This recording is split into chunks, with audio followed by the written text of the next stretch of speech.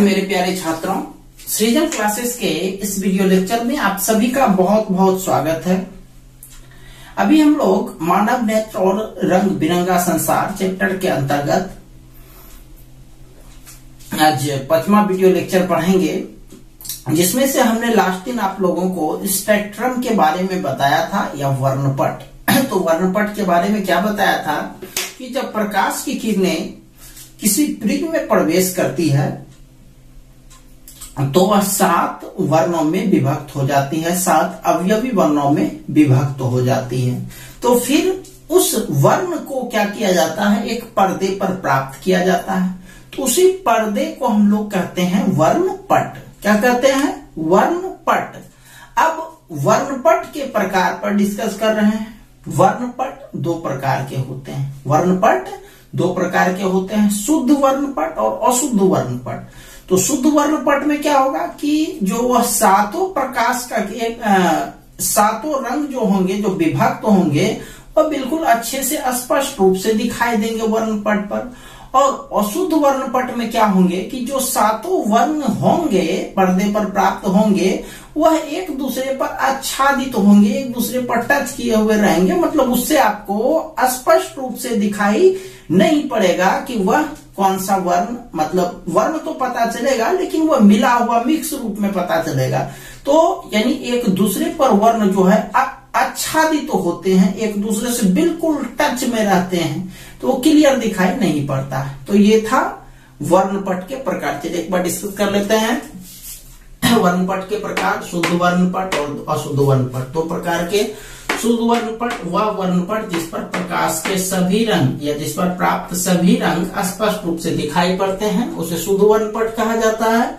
और अशुद्ध वर्णपट वह वर्णपट जिस पर एक रंग दूसरे रंग पर आच्छादित हो जाते हैं, उसे अशुद्ध वर्णपट। आच्छादित मतलब एक दूसरे पर चला आएगा। जैसे ये हुआ टच में, ये जो आप देख रहे हो इस तरह से हुआ टच में आच्छादित, इसके ऊपर चढ़ गया, ये हुआ आच्छादित होना। ठीक है, चलिए नेक्स्ट पर आते हैं। वर्ण।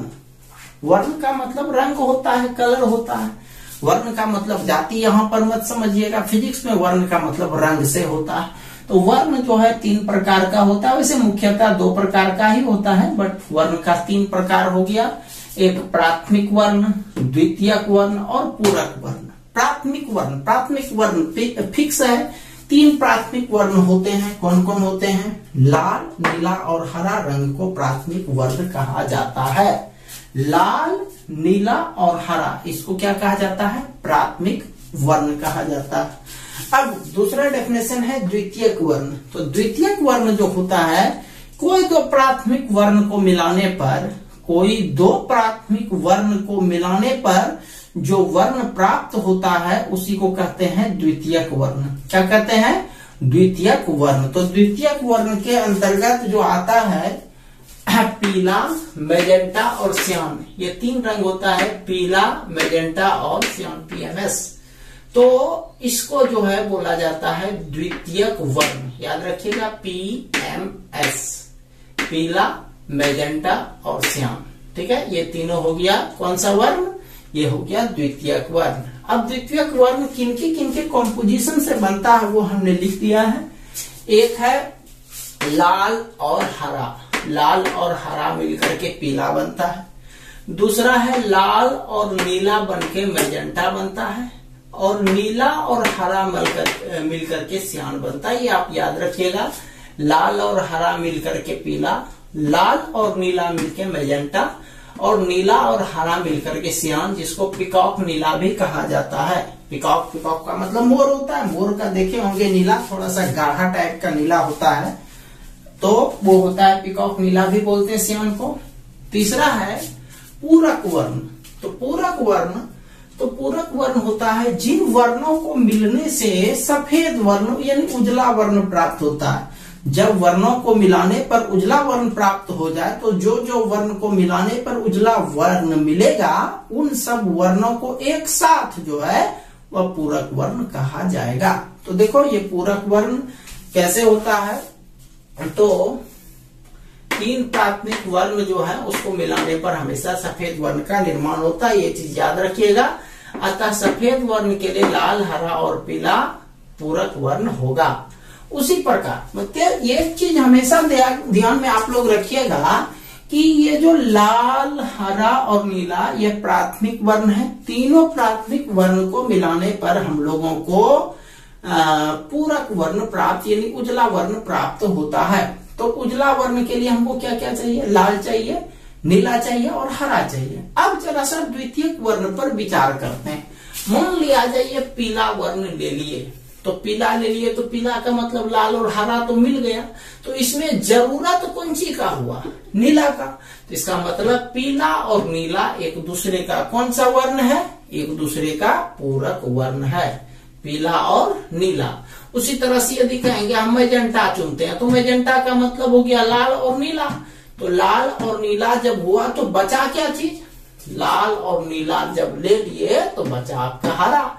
इसका मतलब मैजेंटा और हरा एक दूसरे का क्या है? पूरक वर्ण है। तीसरा, यदि आप सियान ले लिए, सियान का मतलब लाल और नीला ले लिए, सॉरी नीला और हरा ले लिए, सियान का मतलब नीला और हरा ले लिए। तो अब आपको जरूरत किस वर्ण का है? अब जिसमें नीला और हरा ले लिए हैं जिसमें लाल का जरूरत है, यानी लाल वर्ण को यदि मिला दिया जाए तो यह हो जाएगा क्या? कौन सा वर्ण? सफेद वर्ण, यानी एक दूसरे के पूरक वर्ण कहलाएंगे। तो समझ गए बात को? तो यह था वर्ण के प्रकार के बारे में। चलिए चलते हैं अब नेक्स्ट टॉपिक पर।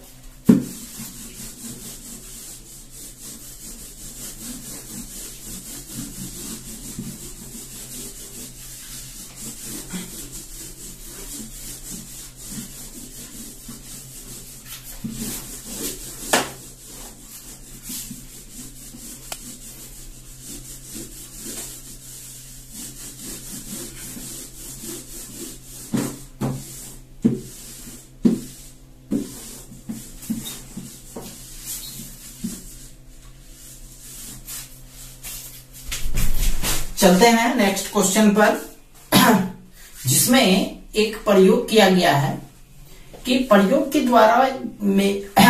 में यह बताया गया है कि श्वेत प्रकाश जो है या श्वेत वर्ण वह 7 वर्णों का सम्मिश्रण होता है। तो न्यूटन के द्वारा एक प्रयोग किया गया जिसमें उसने क्या किया कि एक थाल लिया, उस थाल को 7 भाग में बांट दिया और 7 भाग में जो जो रंग होते हैं सफेद वर्ण के सफेद वर्ण के जो जो अवयवी वर्ण होते हैं उन सभी वर्णों से उन 7 भाग को रंग कर दिया गया या कलर कर दिया गया। तो उसके बाद जो है एक धुरी पर रख करके उसको तेजी से घुमाया गया और घुमाने पर देखा गया कि भले वहां पर बहुत सारे रंग थे, लेकिन जब उसको घुमाने पर यानी उसको मिलाने पर बीच का रंग कैसा लगा? सफेद लगा। तो इस प्रयोग से यह साबित हो गया कि श्वेत प्रकाश या फिर श्वेत वर्ण जो होते हैं वह 7 अलग अलग वर्णों का सम्मिश्रण होता। तो प्रयोग को एक बार फिर से यहाँ पर पढ़ करके आपको लिखा बता रहे हैं। इस प्रयोग को दर्शाने के लिए एक प्लेट लिया जाता है। इस प्लेट में 7 भागों में इस प्रकार विभाजित किया जाता है। इस प्लेट में यानी प्लेट के अंदर में या फिर ऐसा बोलते हैं, इस प्लेट को 7 भाग में विभाजित किया जाता है और 7 भाग में जो है अलग अलग यानी वर्ण विक्षेपण के जो जो कलर होते हैं, बैजानी, पीनाला, बैगनी, जामुनी, नीला, हरा, पीला, नारंगी, लाल, इसको रख दिया जाता है और इसको एक धुरी पर रख करके तेजी से घुमाया जाता है और इस प्लेट को एक धुरी पर रखते हुए उसे घुमाया जाता है। तो देखते हैं कि 7 वर्णों को मिलाने पर श्वेत वर्ण बनता है, यानी बीच का वर्ण कैसा नजर आता है? श्वेत नजर आता है। तो इस प्रकार यह प्रयोग जो है से साबित होता है कि श्वेत प्रकाश 7 वर्णों का सम्मिश्रण है। चूंकि इस प्रयोग को न्यूटन नामक वैज्ञानिक ने किया था, न्यूटन को आप जानते ही हैं, तो उसी ने किया था, इसीलिए यह थाल या प्लेट जो भी इसमें यूज हुआ उसको न्यूटन का थाल भी कहा जाता है। ठीक है, तो इसको आप लोग नोट्स के तौर पर उतार लीजिएगा। चलते हैं नेक्स्ट प्रयोग पर।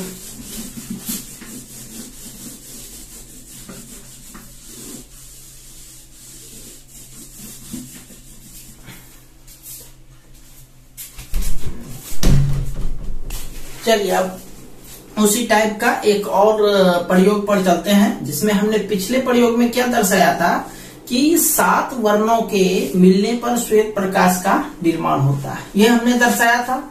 अब इसी तरह का एक और प्रयोग है जिसमें यह कहा गया है कि श्वेत प्रकाश के अवयवी वर्ण के मिलने पर, यानी श्वेत प्रकाश जो है, श्वेत प्रकाश से जो 7 वर्ण निकलेगा वह मिल जाएगा तो फिर से पुनः वह श्वेत प्रकाश का निर्माण करेगा। तो इसका मतलब ये है कि श्वेत प्रकाश से जब अवयवी वर्ण मिलेगा उसको फिर से मिलाएंगे तो वह क्या बनेगा, श्वेत प्रकाश बनेगा। इसीलिए इस प्रयोग को दिखाने के लिए हम लोग 2 प्रिज्म लेते हैं। आप जानते हैं प्रिज्म का क्या प्रॉपर्टी है कि प्रिज्म में जब श्वेत प्रकाश की किरण प्रवेश करती है तो वह कितने भाग में विभक्त हो जाती है, 7 भाग में विभक्त हो जाती है। तो उसी तरह का सिस्टम यहाँ पर हम लोग करेंगे। क्या करते हैं, इस प्रयोग को दिखाने के लिए कि 2 प्रिज्म लेते हैं जिसमें दोनों जो है एक दूसरे के सापेक्ष विपरीत क्रम में रखा हुआ हो, एक ऊपर एक नीचे के तरफ। तो उसके बाद क्या करते हैं, पहले प्रिज्म से प्रकाश को गुजारते हैं, प्रकाश के श्वेत प्रकाश को, तो वह 7 भाग में बढ़ जाता है। तो उससे क्या होता है, सामने जो प्रिज्म रखा हुआ रहता है उसमें वही 7 वर्ण फिर से मिल जाता है, फिर से उसके अंदर एंट्री करता है, और 7 वर्ण एंट्री करने के बाद जो है जब वह बाहर निकलता है तो वह एक श्वेत प्रकाश के रूप में होता है। तो इस प्रयोग से हम लोग यह कह सकते हैं कि श्वेत प्रकाश के अवयवी वर्णों के पुनः मिलने पर पुनः जो है श्वेत प्रकाश का निर्माण होता है। चलिए यही है नोट्स, जरा से इसको एक बार पढ़ लेते हैं। इस प्रयोग को दर्शाने के लिए 2 प्रिज्म लिया जाता है जिसमें दोनों प्रिज्म को एक दूसरे के सामने उल्टा करके रखा जाता है। ये इस प्रकार, पहला प्रिज्म, दूसरा प्रिज्म। ये श्वेत प्रकाश का किरण गया, चूंकि 7 को दिखाना संभव नहीं है इसीलिए सबसे ऊपर पर रेड, सबसे नीचे में वायलेट, यानी लाल और वायलेट हो गया बैगनी। ये दोनों को हम लोग रख लिए। अब फिर से यह बाहर निकल, ये 7 वर्ण जा रहा है, ये ध्यान रखो, रेड और वायलेट, लाल और बैगनी। फिर यह दूसरे प्रिज्म में प्रवेश किया तो यहाँ पर जो है यह मिल गया, और जब बाहर निकला और उस वर्ण को जब पर्दे पर उतारा गया तो पाया गया केवल क्या है, श्वेत प्रकाश है। तो देख रहे हो ना कि 7 वर्ण में विभक्त हुआ और फिर से 7 वर्ण जुट करके श्वेत प्रकाश का ही निर्माण किया। तो जब श्वेत प्रकाश की किरण पहले प्रिज्म से गुजारा जाता है तो श्वेत प्रकाश 7 वर्ण में विभक्त होकर बाहर निकलती है। देखो गुजारे तो 7 भाग में बाहर निकला, पुनः वही 7 वर्ण को उल्टे रूप में रखे गए दूसरे प्रिज्म में प्रवेश कराया जाता है। ये जो 7 वर्ण निकला इसको दूसरे में प्रवेश कराया गया। 7 वर्ण, जब 7 वर्ण प्रवेश करने के बाद बाहर निकलती है तो वह पुनः श्वेत प्रकाश में बदल जाते, फिर से श्वेत प्रकाश में बदल गया, जिसे पर्दे पर प्राप्त किया जाता है। इस प्रकार हम देखते हैं कि श्वेत प्रकाश के अवयवी वर्ण मिलने से पुनः श्वेत प्रकाश का निर्माण होता है। ठीक है, चलिए इस प्रयोग को स्क्रीनशॉट अच्छे से ले लीजिए। चलिए नेक्स्ट टॉपिक पर चलते हैं जिसका नाम है वर्णांधता या कलर ब्लाइंड।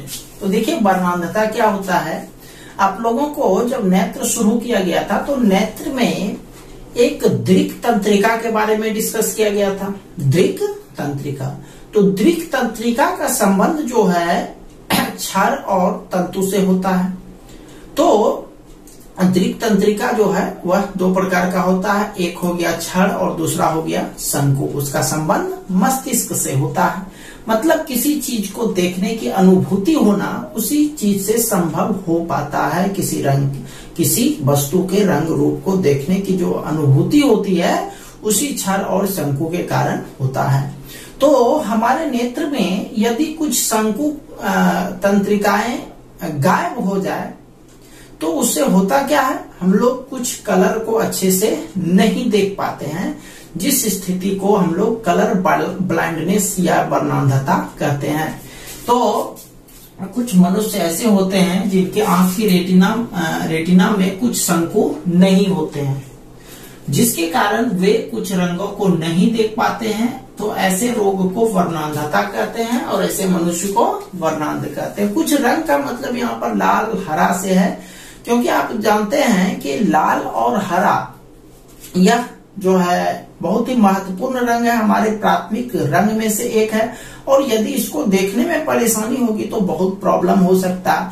इसलिए आप लोग ध्यान रखिएगा कि यदि जो भी लोग रेलवे सेक्टर से जुड़े रहते हैं या फिर जो भी लोग रेलवे सेक्टर में जाना चाहते हैं, उनके लिए एक टेस्ट होता है कलर ब्लाइंड का। मतलब उसमें खास करके ड्राइवर गाड़ी जो ड्राइविंग करते हैं या फिर खास करके जो सिग्नल दिखाते हैं, तो उन सबों को यह टेस्ट किया जाता है कि उसको जो है कोई कलर ब्लाइंडनेस का तो बीमारी नहीं है, क्योंकि आप जानते हैं कि रेलवे में मुख्य रूप से रेड और ग्रीन कलर का कितना महत्व है।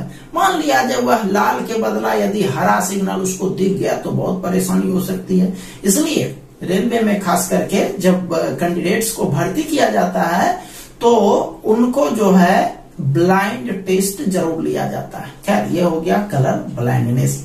अब चलते हम लोग रेनबो यानी इंद्रधनुष पर। इंद्रधनुष तो आप सभी जानते हैं, जनरली वर्षा पड़ने के बाद आप लोग देखे होंगे सूर्य के रोशनी के विपरीत दिशा में जो है एक पट्टी, रंगीन पट्टी आपको आकाश में दिखाई पड़ती है।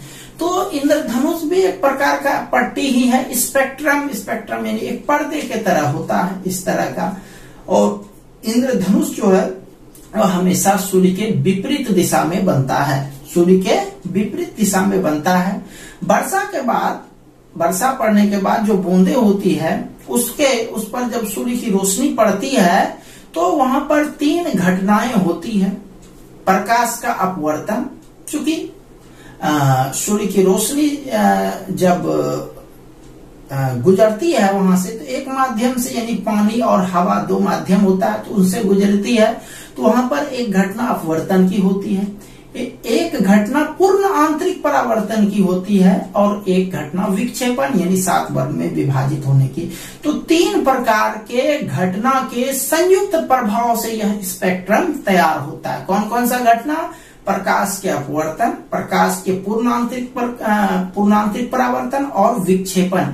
इन तीनों घटना के संयुक्त प्रभाव से ही इंद्रधनुष का निर्माण होता है। ठीक है, और इंद्रधनुष जो है हमेशा सूर्य के विपरीत दिशा में बनता है, यानी सूर्य यदि पूरब में है तो वह पश्चिम में, इंद्रधनुष पश्चिम में बनेगा, हमेशा विपरीत दिशा में बनता है। पढ़ते हैं इसको कि आकाश में सूर्य प्रकाश की उपस्थिति में जल के सूक्ष्म कणों में दिखाई देने वाला इंद्रधनुष एक प्राकृतिक स्पेक्ट्रम है, एक प्राकृतिक स्पेक्ट्रम या वर्णपट है। वायुमंडल में उपस्थित वर्षा बूंदों के द्वारा प्रकाश के अपवर्तन, पूर्ण आंतरिक परावर्तन तथा विक्षेपण के संयुक्त प्रभाव से इंद्रधनुष का निर्माण होता है।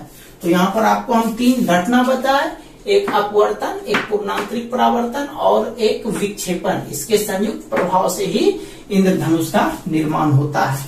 इंद्रधनुष जो है वह हमेशा सूर्य के विपरीत दिशा में वृत्त के चाप के रूप में दिखता है। इस रूप में आप देखे होंगे, इस रूप में वृत्त के चाप के रूप में इंद्रधनुष दिखता है। तो इंद्रधनुष जो है वह एक प्राकृतिक स्पेक्ट्रम है। स्पेक्ट्रम तो समझ ही गए थे, इससे पहले स्पेक्ट्रम पर डिस्कस किए थे। स्पेक्ट्रम एक पर्दा होता है। तो आप सूर्य का जब 7 वर्ण एक साथ देखते होंगे मिलता है, वो मोटा जैसा एक पर्दे के समान लगता है। तो इस प्रकार से इंद्रधनुष जो है 2 प्रकार का होता है, एक प्राथमिक प्राइमरी रेनबो, द्वितीयक यानी सेकेंडरी रेनबो। तो प्राथमिक इंद्रधनुष क्या होता है? तो इस इंद्रधनुष के बाहरी किनारे पर लाल, बाहर सबसे नीचे लाल, और अंदर ये हुआ सबसे बाहर, ये हुआ सबसे अंदर, और सबसे अंदर जो है वह कैसा दिखता है?